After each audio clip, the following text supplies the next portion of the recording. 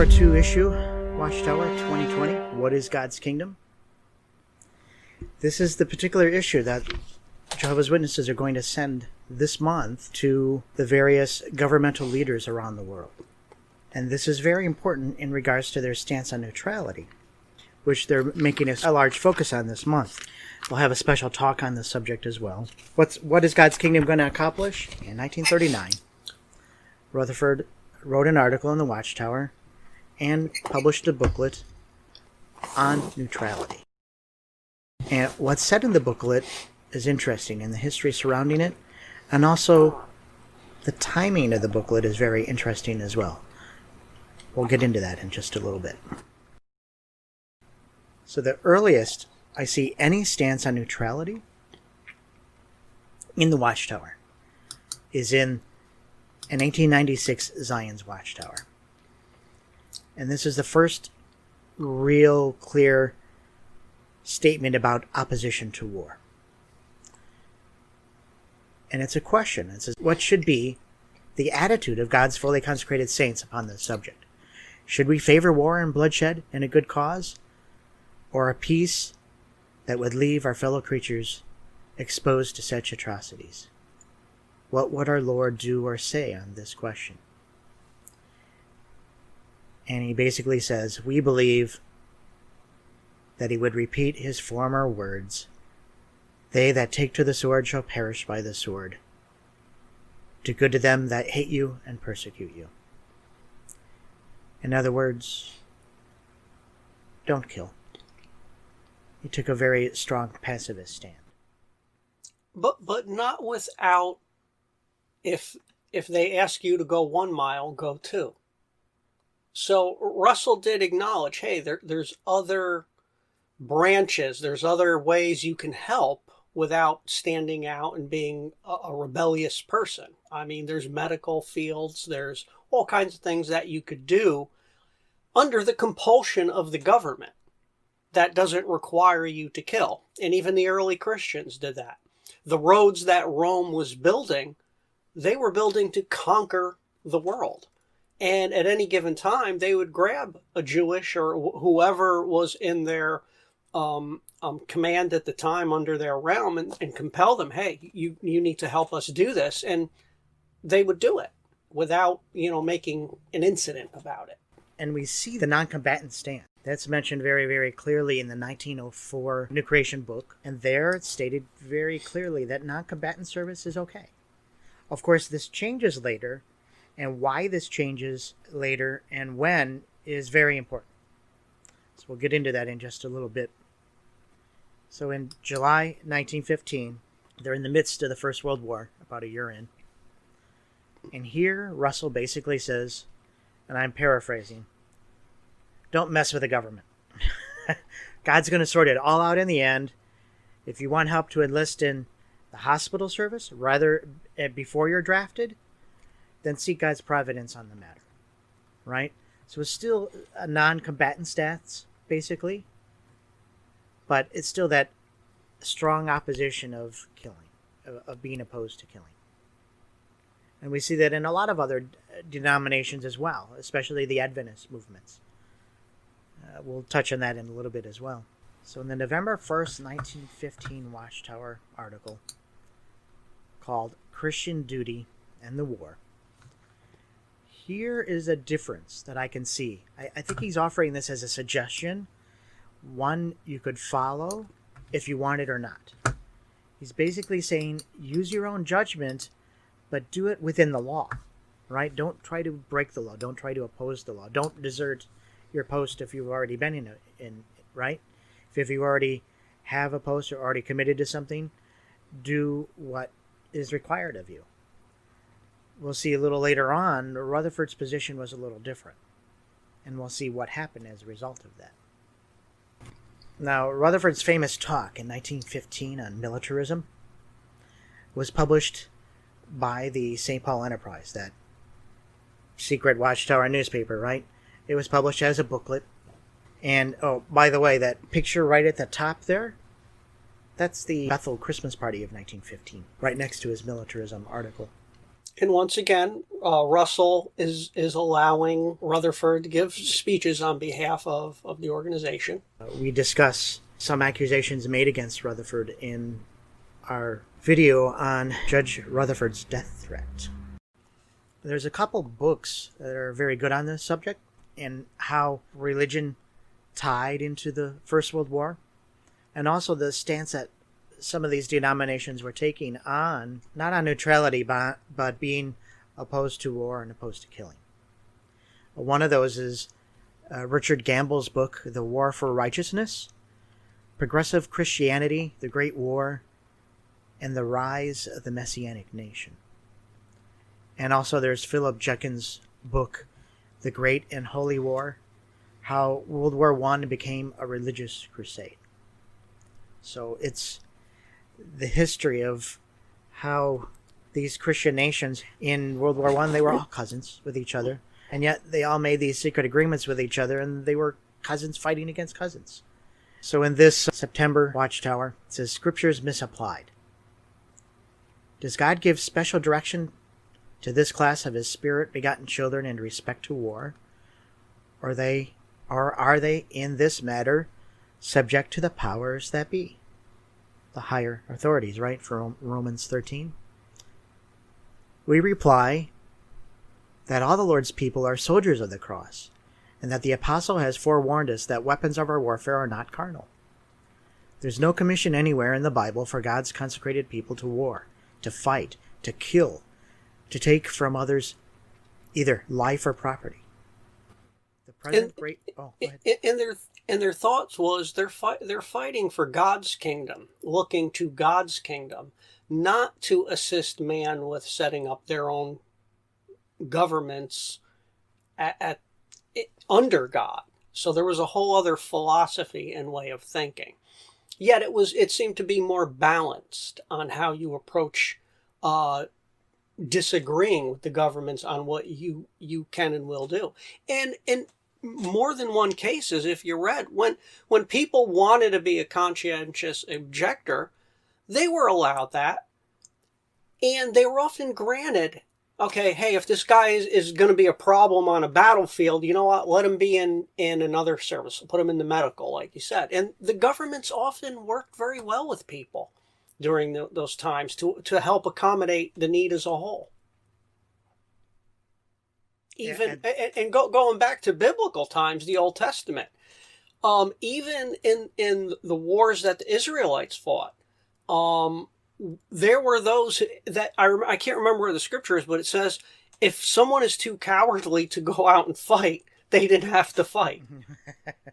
Now, I'm sure their reputation in their village would be a little, marred and teased and all that, but the whole philosophy is we don't want people in these situations if they really, really cannot deal with it and handle it, especially isolated incidents. In case you go out to the battle against your enemies, and you actually see horses and war chariots, a people more numerous than you must not be afraid of them. For Jehovah your God is with you, who brought you up out of the land of Egypt. And the officers must speak further to the people and say, Who is the man that is fearful and faint-hearted? Let him go and return to his house, that he may not cause the hearts of his brothers to melt as his own heart. And, of course, there's a great book exactly on this subject by a Jehovah's Witness in England. I bought this on Amazon, and it helped with the research on this early history. It's written by a Jehovah's Witness, but it's very well researched and documented with a lot of photographs, prison experiences, and he digs into a lot of family archives. I learned quite a bit going through the book, but I wished it would have gone further. It only deals with World War I, and it's only in Britain. It doesn't include any of the stories in the United States. It doesn't continue the historical narrative until World War II, when neutrality became, the central issue. But it does list several books in the bibliography written by other scholars on that portion of history. So, yeah, the story continues, but it is a good book. What year did this come out? This was published in 2016, and it's a fairly thick book. but very, very well done. I've on my second read through now. Does he write this in more Watchtower Society style, or does he cover it all? Does he include other groups who are suffering alongside and beside? Only Watchtower, but he's been able to find information I've never seen anywhere, because he's been able to contact families, even if they aren't Jehovah's Witnesses today, and they have photos, or they have. He goes to the prison, and actually some of the graffiti that they would write on the prison walls is still there. So he's got photos of that in the book that really makes the history come alive, because you get to feel with the person and see a little of what they were experiencing by seeing the photos and seeing, what they scribbled on the wall. So it seems very objective. It seems like it's a good objective book. Good, good. I think a lot of these authors who are Jehovah's Witnesses writing these books, a lot of them feel like they need to add what the society isn't giving out as public information that they feel should be, whether it's good or bad. And if you ask the general populace of them, they'll say, yeah, we could deal with the bad, just make sure it was a mistake, don't cover it up. And I think even Ralph Ferrulli, he agrees with a lot of stuff, but at the same time, it's like, hey, let's be reasonable about this. Watchtower can't cover all of these subjects in the detailed fashion that they could be. And so I've seen scholarly works on this subject as well. But he tries to add a more personal flair to it, more about the individuals than the facts of the history. Well, it's not the society's job to write historical information that isn't pertaining to Bible anyway, and be writing more religious type publications. But at the same time, when you do write certain things about history, you should at least include everything in it, not just make it one-sided. But yeah, it's a fascinating book. He documents pretty well the history. I don't think he treats the neutrality issue as fairly as he could have in this book. I'm hoping he'll touch on it. He'll touch on it in his second book a little bit more, but that remains to be seen. But we're gonna delve into this subject a little more as we continue on here today. Now, here's an example of one of the United States Bible students that was persecuted because of his stance on opposition to war. This was William A. Baker. He ended up in a splinter group, by the way, but here, when he was still with the Watchtower Society, he was barred from speaking in the Washington area during World War I because he refused to purchase Liberty bonds. That was a big deal. That was something that the Watchtower was suggesting that they do. Don't be involved in supporting the war in any means. Don't purchase Liberty bonds. Don't purchase the war bonds. But we're going to get into that in just a moment here. Now, these are from the FBI file in regards to Rutherford that's been made public.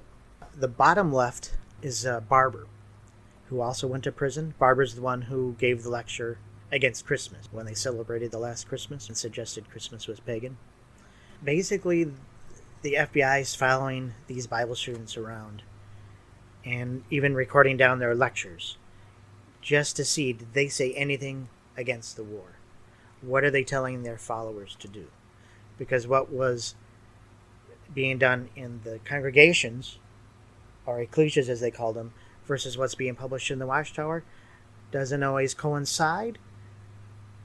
So what eventually happened here? So it wasn't the quotes from the Finnish mystery that really was the issue that sent them to prison. It was the advice that they were giving to those who are already in the trenches to willfully violate their oaths of duty, to refuse the duty that they, that oath they already signed up for. Which, and again, getting back to, they wanted to make it seem like the book was the big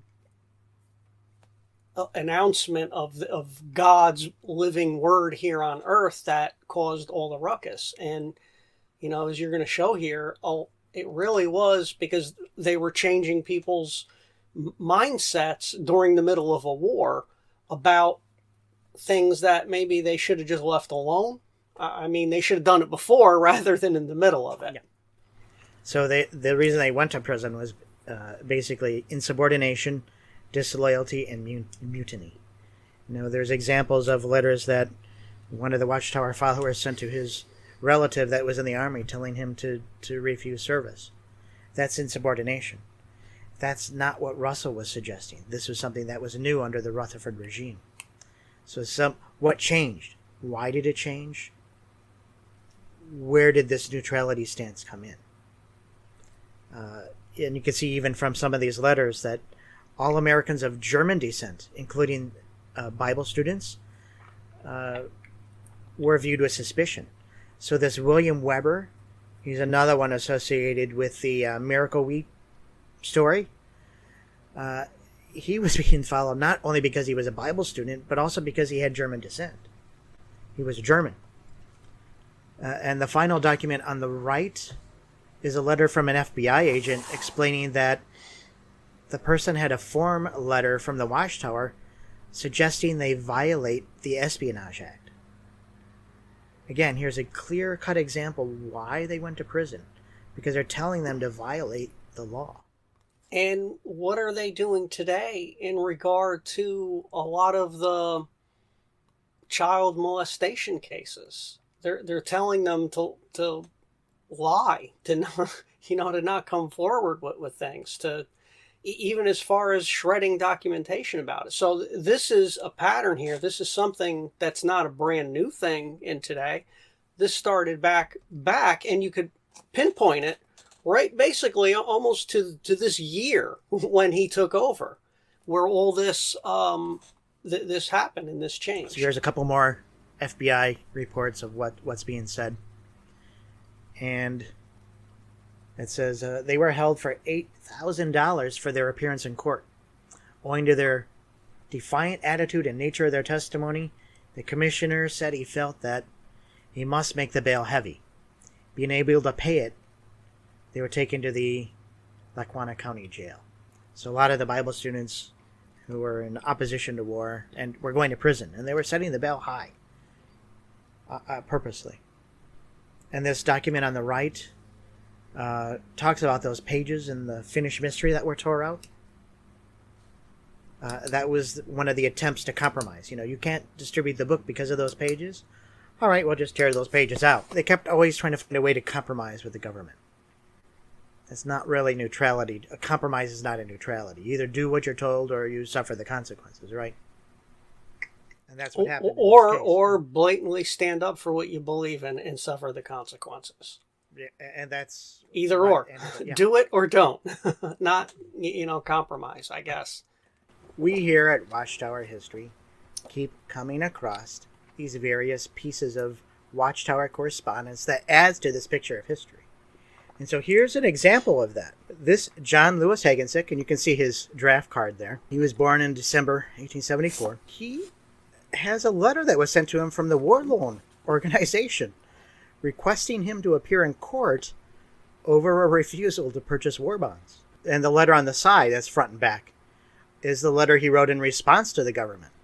John Lewis Hagensick writes, "I will give my cause, why I have not given or donated to any war funds. To the best of my own personal knowledge, I am for justice and righteousness. It is my earnest desire to do God's will. A true Christian is one who believes that Jesus is the great Redeemer of mankind, and who thus makes a full consecration to do God's will, who is accepted by the Lord and begotten of the Holy Spirit, and thereby becomes a follower of Jesus.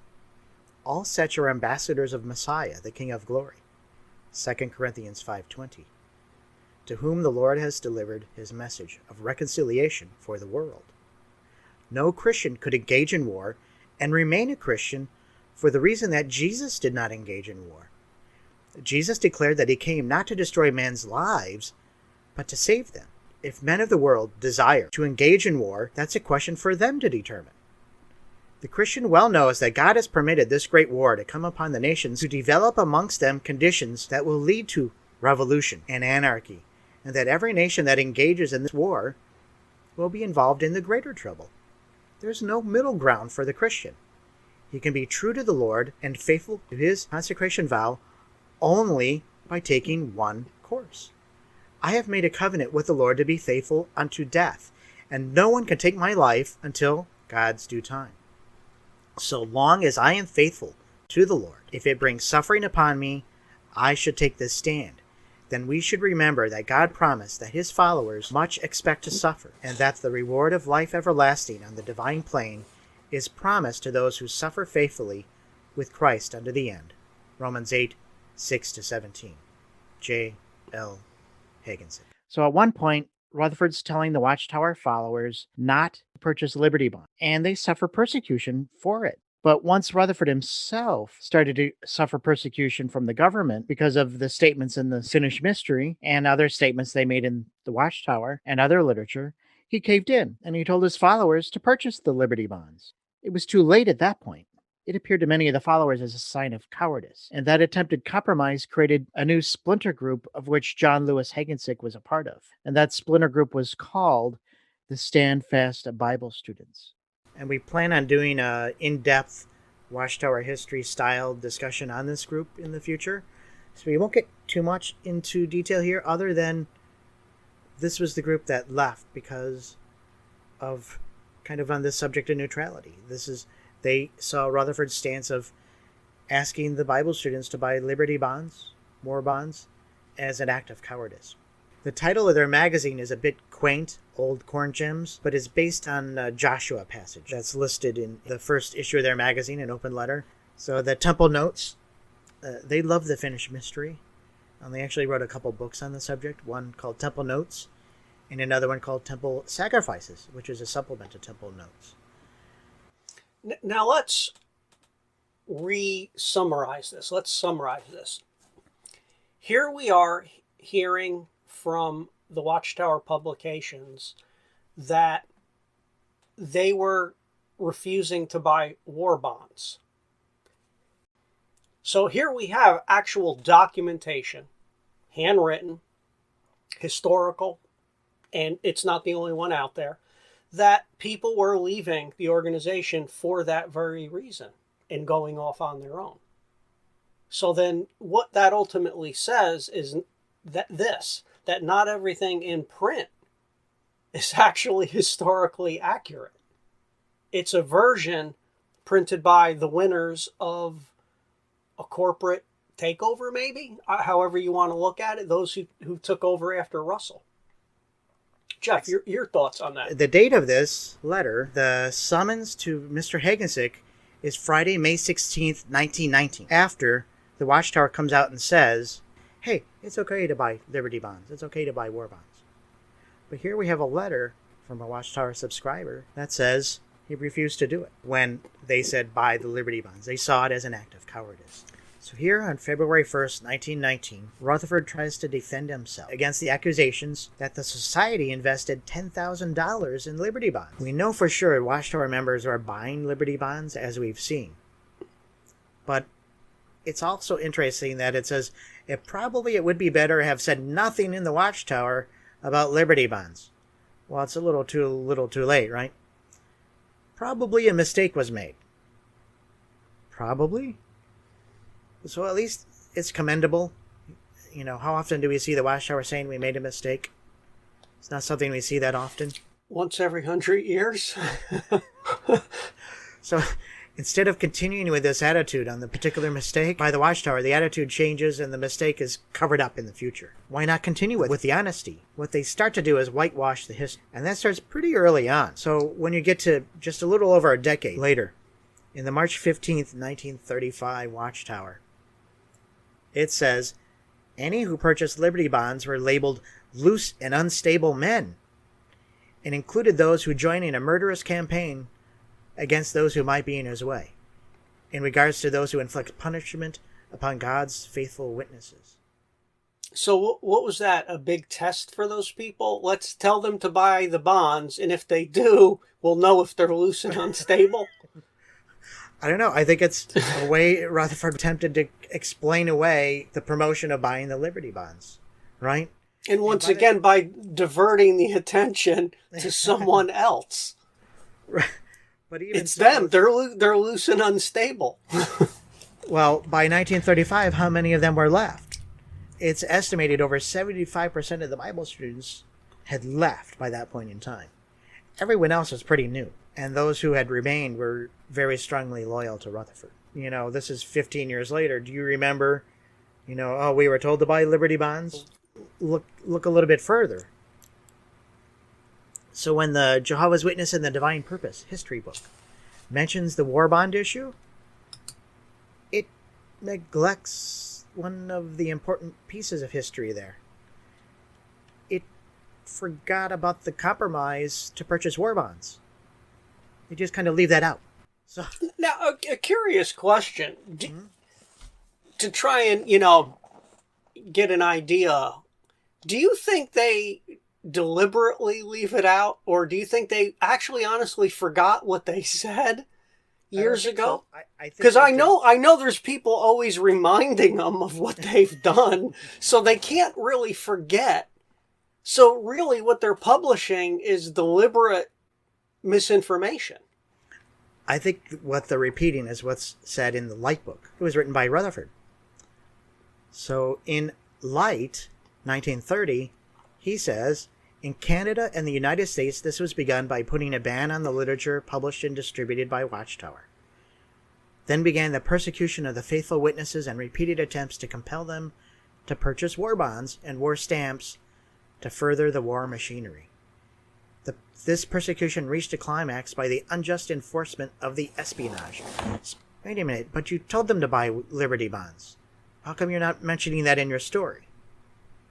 So he's taking prophecies, applying it to himself, and he's making the story out to be, well, we were strong against it, and that for Jehovah's Witnesses, but that's not the real story. Yeah, documentation shows otherwise. Right, yeah. From the Watchtower itself even, right? So what does the 75-year book have to say on the subject? The 75-year book says the same thing. It glosses over the history exactly the same way. So it says, during World War I, questions arose amongst the Bible students as to the position they should take regarding military service. Some refused to participate in any way, whereas others accepted non-combatant service.